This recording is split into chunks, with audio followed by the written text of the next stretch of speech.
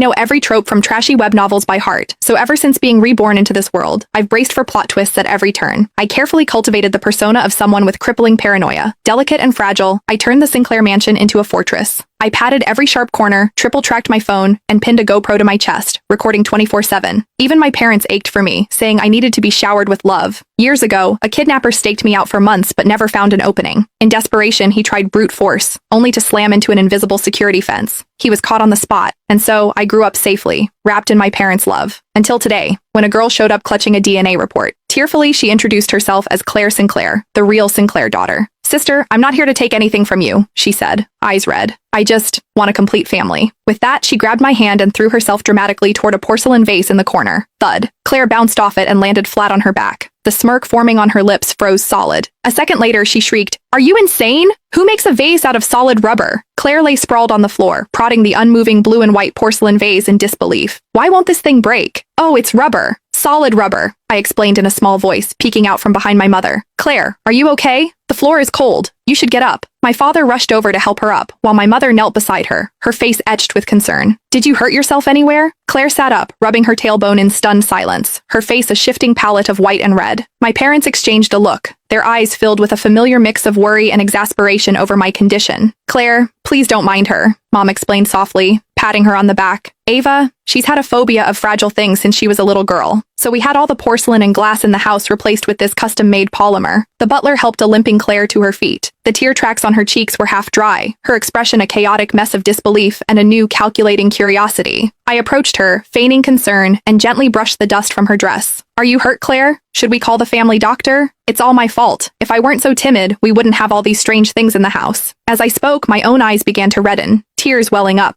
My parents' hearts immediately went out to me. Dad sighed and turned to Claire. "Claire, let the butler show you to your room to rest. I'll have the doctor check on you later. You'll have to be more careful around the house from now on." Claire's expression darkened even further. Back in her room, she was clearly not ready to give up. A little while later, she appeared timidly at the door to the living room. Her eyes immediately locked onto a Celadon teacup on the mantelpiece, one of the few objects in the house that looked genuinely old and valuable. "Sister, that cup is so beautiful." Her eyes glinted with calculation. I nodded. It was my grandmother's. Claire's eyes instantly filled with tears.